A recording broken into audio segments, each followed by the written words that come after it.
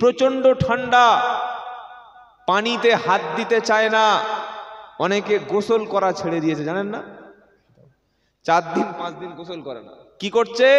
Body spray ব্যবহার করছে, টাই, coat, বুট, sweet, শু, মোজা, বেল্ট পরে। কি হলো? এই যে বুঝতে পারেন নাই, বডি স্প্রে। পয়লা জানুয়ার কি হওয়ার কথা ছিল? পয়লা জানুয়ারি নয়, পয়লা জানুয়ার। মানে বাপের যেটা সবচাইতে জানোয়ার ছেলে যেটা, ওটাই পয়লা জানুয়ারি পালন করে। ভালো মানুষের দ্বারা এ সমস্ত কাজ হয় না। কথা বুঝেছেন না বোঝেন নাই? তো আল্লাহ তাআলা ছেলেদেরকে হেদায়েত করলেন। কিছু ব্যক্তি বললে, দেখ ওসব করিস না, সব জানোয়ার হয়ে লাভ নাই, বরং মানুষের মতো একটা কাজ কর। কোরআন এবং সুন্নাহ থেকে কিছু কথা শোনা এবং বলার একটা মজলিস তৈরি কর। তো আপনারা সবাই সহযোগিতা করেছেন, অনেক খরচ হয়েছে, হয়নি ভাই? না, এই লাইটগুলো সব এমনি দিয়েছে তাই তো নাকি? আমিও এমনি, সব সাউন্ড এমনি এমনি ফ্রিতে, তাই তো? বিশাল খরচ। কিরকম খরচ? যার মেয়ের বিয়ে হয়েছে সেই জানে, জানেন না? তো আল্লাহ তাআলা যে সমস্ত যুবকেরা এই ভালো কাজ করেছে, আল্লাহ তাআলা তাদেরকে দুনিয়া এবং আখিরাতের জাযা দান করুক, বলুন আমিন। প্রত্যেকটি ভালো কাজ হচ্ছে সদকা। সুবহানাল্লাহ। একটা মানুষ রাস্তা গুলিয়ে ফেলেছে, বলছে আমি কাটিয়া হাট যাব, আপনি দেখিয়ে দিলেন এই বর্ডারের দিকে, সওয়াবের কাজ করলেন তো? কথা বলে না, সওয়াবের কাজ হলো কি? হলো না। পথ দেখিয়ে দেওয়া মানুষকে সওয়াবের কাজ। কেউ বলল, ভাই আমি মসজিদে নামাজ পড়বো, আপনাদের গ্রামে মসজিদ আছে? বললে হ্যাঁ। বললে এদিক থেকে গিয়ে নেমে ডান দিকে। এই যে নেক কাজের সহযোগিতা করলেন, সে ব্যক্তি নামাজ পড়ে নিশ্চয়ই একটা সওয়াব পাবে না? পাবে না? 5 কেজি হোক, 3 কেজি হোক, 2 কেজি হোক, একটা নেকি পাবে। অনেকে ভাববে নাকি মাছ টাছ বিক্রি করে নাকি, কেজি টেজি বলছে কেন? আল্লাহ তাআলা কোরআনে বলেছেন আমি নেকিকে ওজন করব, বলুন সুবহানাল্লাহ। আমরা সারা জীবন শুনে এসেছি যে নেকি গণনা হবে, কিন্তু আল্লাহ বলছেন আমি নেকিটাকে কি করব? ওজন করব। ওজনটা কি দিয়ে হয়? দাঁড়ি পাল্লা, এখন কম্পিউটার পাল্লা, চোরের বাপ পর্যন্ত ধরা পড়বে। পড়বে না? পড়বে না? তবে আমরা যে জিনিস, আমাদের কাছে ধরা পড়া অত সহজ ব্যাপার না। তো আপনি মসজিদ দেখিয়ে দিলেন, সে যে নামাজ পড়ে যে সওয়াব পেল, আপনিও তার কিছু অংশ নেকি পাবেন, বলুন সুবহানাল্লাহ।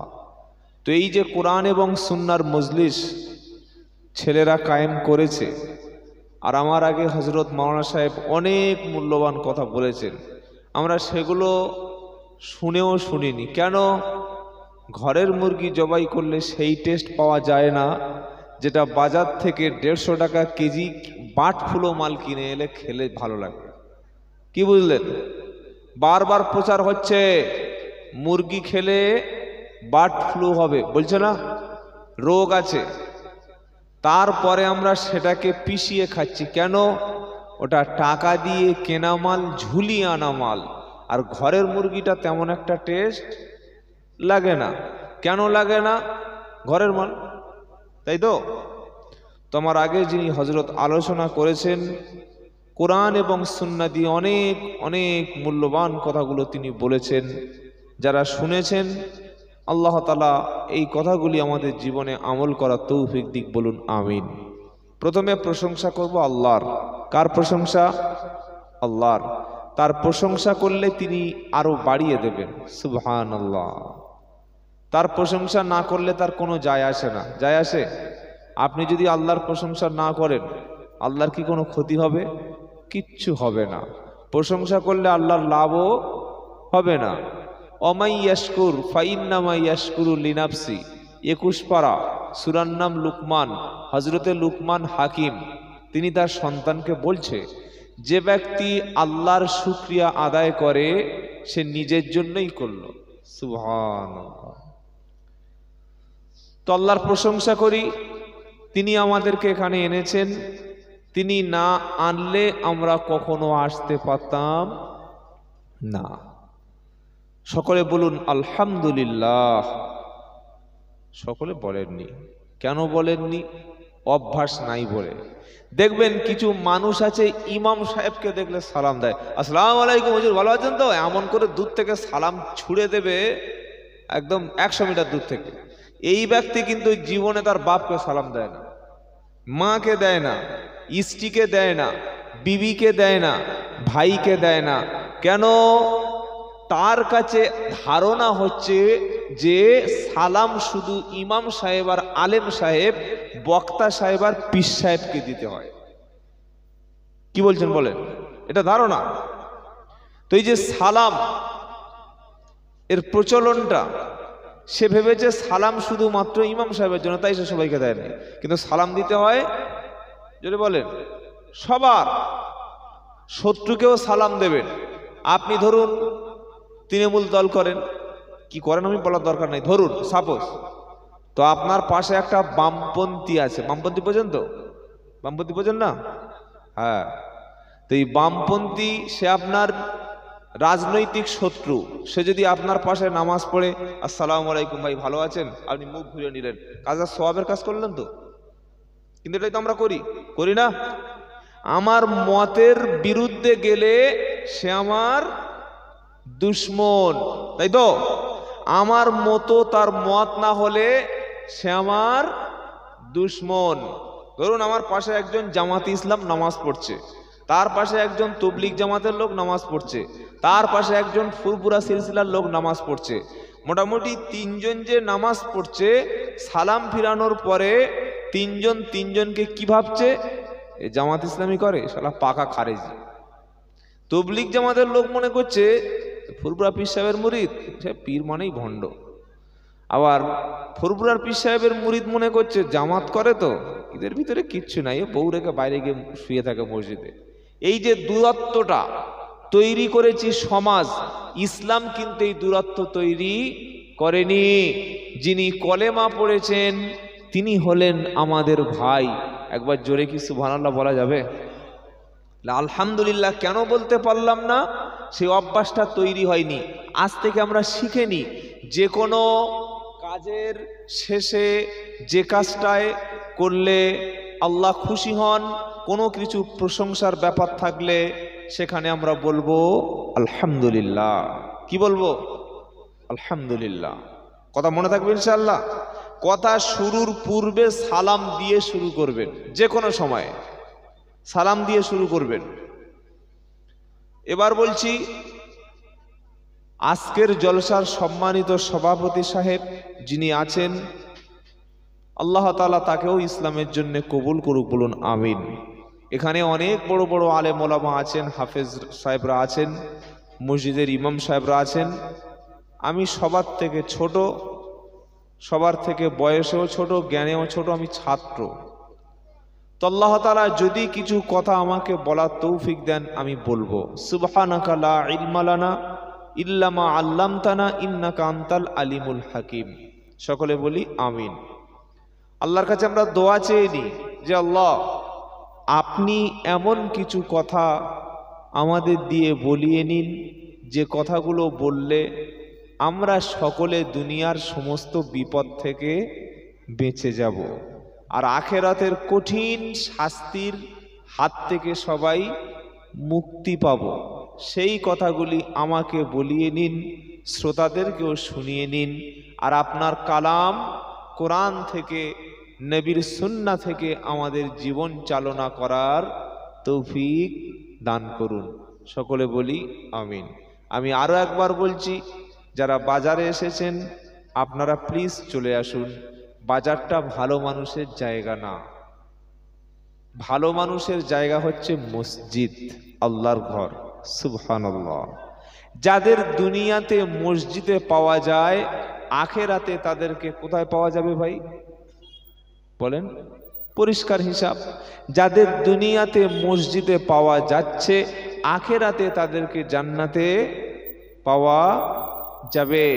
যাদেরকে দুনিয়াতে আলেম উলামাদের সোহবতে পাচ্ছেন, আখেরাতে তাদেরকে নবীর সোহবতে পেয়ে যাবেন। সুবহানাল্লাহ বলার দরকার ছিল এখানে? আচ্ছা, যাদেরকে দুনিয়াতে কোরআনের সাথে বসতে দেখছেন, আখেরাতে কিয়ামতের দিন সাহাবাদের সঙ্গে তাদেরকে বসতে দেখবেন। বলুন সুবহানাল্লাহ। যাদেরকে দুনিয়াতে লটারির টিকিটের সামনে ঘুরতে দেখছেন, কিয়ামতের দিন তাদেরকে আগুনের সামনে ঘুরতে দেখবেন। যাদেরকে দুনিয়াতে সিনেমা হলের মধ্যে দেখছেন, আখেরাতে তাদেরকে আগুনের হলের মধ্যে দেখবেন। যাদেরকে দুনিয়াতে কোনো কাজ নাই, বাজারে যায়, এরকম মুসলমান আছে না নাই? কোনো কাজ নাই। সকালে উঠে একবার আমার তো বাড়ি চাম্পাহাটিতে, বারাইপুরে, তো আপনি যাবেন দেখে আসবেন, কোনো কাজ নাই, সকালবেলা চাম্পাহাটি বাজারে চলে গেছে, আবার বিকালে কোনো কাজ নাই, চলে গেছে।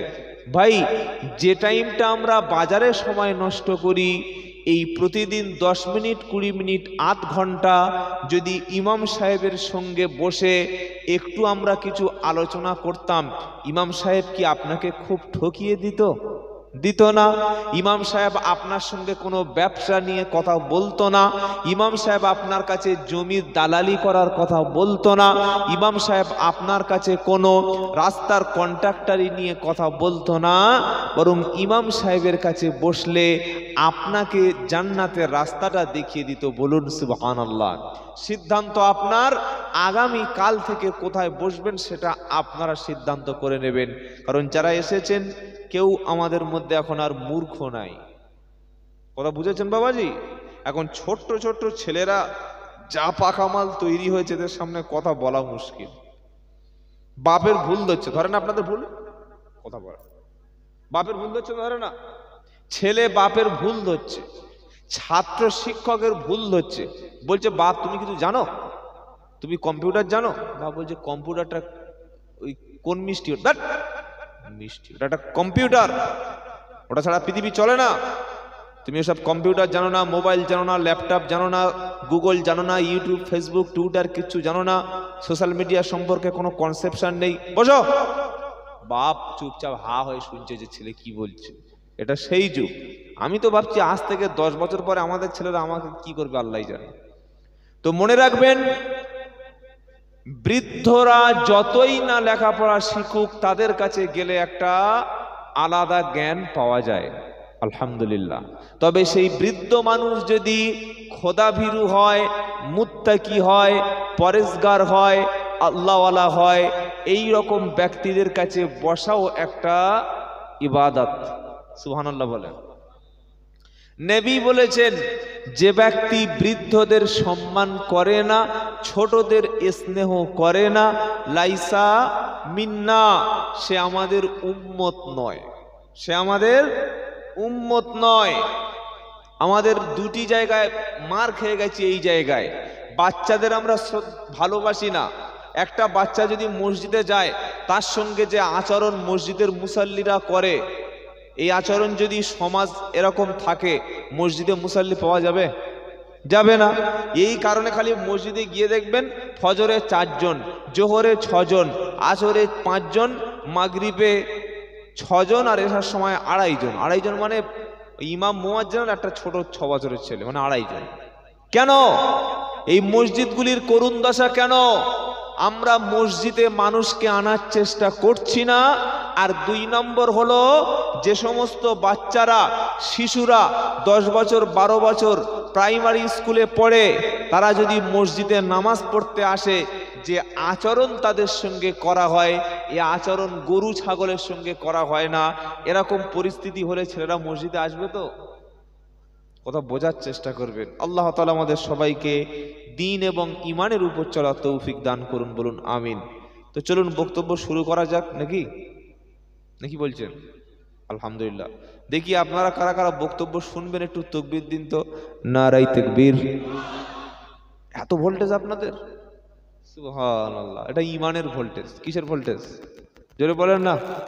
যার ঈমান যত বেশি, তার তাকবীরটাও তত বেশি। প্রচন্ড ঠান্ডা, পানিতে হাত দিতে চায় না, অনেকে গোসল করা ছেড়ে দিয়েছে, জানেন না? 4 দিন 5 দিন গোসল করে না। কি করছে? বডি স্প্রে ব্যবহার করছে। টাই, কোট, বুট, স্যুট, শু, মোজা, বেল্ট পরে কি হলো? এই যে বুঝতে পারেন নাই, বডি স্প্রে 4 দিন 5 দিন গোসল নাই, লোক ধরতে পারবে না, কিন্তু ফেরেশতারা তো ধরতে পারবে, পারবে না? আস্তাগফিরুল্লাহ। কিন্তু ইমানদার মুমিন ব্যক্তিরা যতই যাই হোক, যত ঠান্ডা হোক, ফজরের পানিতে তারা ওযু করে আল্লাহর সামনে দাঁড়িয়ে যায়। সুবহানাল্লাহ। যারা ফজরে ঠান্ডা পানিতে ওযু কিংবা গোসল করে আল্লাহর সামনে দাঁড়িয়ে যায়, কিয়ামতের দিন আল্লাহ তাআলা তাদেরকে অপমান করবেন না। আর যারা দাঁড়াতে পারে না আল্লাহর সামনে, কিয়ামতের দিন সবচাইতে অপমান তারা ইয়াউমা ইকুশাফু আন সাকিউ ওয়া ইউদআউনা ইলাস সুজুদি ফালা ইয়াস্তাতিউন খাশিয়াতান আবসারুহুম তারহাকুহুম দিল্লাহ। 29 পারা সূরা কলামের 42 নম্বর আয়াতে বাঁদিকের পৃষ্ঠার মিডিল পয়েন্টের একটা লাইন উপরেতে, কিয়ামতের দিন সবচাইতে অপমান তারা হবে। ইয়াউমা ইকুশাফু আন সাকিউ ওয়া ইউদআউনা ইলাস সুজুদি ফালা ইয়াস্তাতিউন। সমস্ত মানুষদেরকে আল্লাহ কিয়ামতের দিন তার সামনে সেদিন দাঁড় করাবে, দাঁড় করিয়ে আল্লাহ সেদিন একবার সেজদা করতে বলবে। দুনিয়াতে সেজদা দিয়েছিল যারা, দুনিয়াতে আল্লাহর সামনে মাথা এবং ঘাড় কোমরটাকে নিচু করেছিল যারা, তারা সেজদায় সেদিন পড়ে যাবে। আর এই সেজদার অবস্থা দেখে আল্লাহ ইমানদার ব্যক্তিদেরকে জান্নাতে যাওয়ার সার্টিফিকেট প্রদান করবে। জোরে বলো সুবহানাল্লাহ। তবে এক শ্রেণীর মানুষ খাশিয়াতান আবসারুহুম তারহাকুহুম দিল্লাহ, সেদিন লজ্জায় মাথাটা নিচু হবে, চক্ষুটা সেদিন নিচু হবে, মাথা তুলতে পারবে না। তারা ভাববে রব্বানা, দুনিয়াতে কেন আমরা মাথা নিচু করলাম না? আজকে পয়সা আছে বলে মসজিদে মাথা নিচু হচ্ছে না, দামি ঘর করে নিয়েছি বলে আল্লাহর সামনে মাথা নিচু করছি না। সেদিন সবাই মাথা তুলে দাঁড়াবে, তোমার মাথা সেদিন নিচু হবে, ঠিকানা শেষে হবে বেনামাজির জাহান্নাম। অপমান যদি আল্লাহর সামনে না হতে চাও, জিল্লাতি আর অপমান কাকে বলে কিয়ামতের দিন সেদিন বুঝতে পারবে। এ অপমান যদি আখিরাতে না হতে চাও, এখনো সময় আছে, ওযু করে ভালো কাপড় পরে দিনে 5 বারও আল্লাহর সামনে দাঁড়িয়ে যাও। যাবো ইনশাআল্লাহ? ইনশাআল্লাহ তো বলেন না। ইনশাআল্লাহ বললে তো আর কারোর অ্যাকাউন্ট থেকে টাকা মাইনাস হবে না ভাই। যদি অপমান না হতে হয় তাহলে তৈরি হন। কেউ যদি মনে করে হুজুর কিসের অপমান, আমার তো ইমাম সাহেব আছে, মরে যাওয়ার 40 দিন পরে 40,000 টাকার গরু জবাই হবে, 250 লোক খাবে, 2 কেজি দানা এনে 1,24,000 বার কলেমা শরীফ পড়বো, ওতেই আল্লাহ আমাকে জান্নাত একটা দিয়ে দেবে। জোরে বলুন সুবহানাল্লাহ। সুবহানাল্লাহ, তাই তো। যে সারা বছর পড়েনি, পরীক্ষাও দেয়নি, নামও রেজিস্ট্রেশনে আসেনি, এই হতভাগাকে কোনো মন্ত্রী সুপারিশ করলে কি চান্স পাবে? হবে? Not allow. কি বলছেন বলেন? অনেক বেনামাজির ধারণা নামাজ না পড়লে কি হবে, আমারও ইমান কখনো নষ্ট হয় না। বিয়ে না করে ছেলে দাবি করা যেমন বোকামি, নামাজ না পড়ে ঠিক ইমানদার দাবি করা তেমনটা হারামি। কথা বুঝেছেন না বোঝেন নাই? বিয়ে করেনি বললে আমি ছেলের বাপ, কোথায় পেয়েছে? ওইভাবে হয়েছে। কোন ভাবে? যেভাবে হয়। ওটা হালাল না হারাম? কথা বলেন। ছেলে হবে, ফুটফুটে মাল হবে, সিজারের মাল হবে, কিন্তু ওটা হালাল হবে না, হারাম হবে। কথা বুঝেছেন বাবাজি? বিয়ে করে বৈধ সন্তানকে লুকিয়ে রাখতে হয় না, আর বিয়ে না করে অবৈধ সন্তানকে পাড়ায় মুখ দেখানো যাবে না। সকলে 5 ওয়াক্ত নামাজ পড়বো ইনশাআল্লাহ। বলেন ইনশাআল্লাহ। বিশেষ করে জলসার কমিটি যারা যুবক, আমি আব্দুল্লাহ জুবাইর হাত দুটো ধরে বলছি, ভাই জলসা দিয়েছেন ভালো কথা, আগামী কাল থেকে আপনারাই মসজিদে আসবেন, আপনারা দায়িত্ব নিয়ে মসজিদ এবং সমাজ পরিচালনা করবেন ইনশাআল্লাহ। ইনশাআল্লাহ বলেন। যুবকদের দিয়েই সমাজ পরিবর্তন হবে। আমি বৃদ্ধদের অপমান করছি না, বৃদ্ধরা মাথার তাজ, তারা পরামর্শ দেবে, কিন্তু কাজের ময়দানে আগিয়ে আসবে কারা? যুবকেরা। নবী যুবকদের ভালোবাসতেন, বলুন সুবহানাল্লাহ।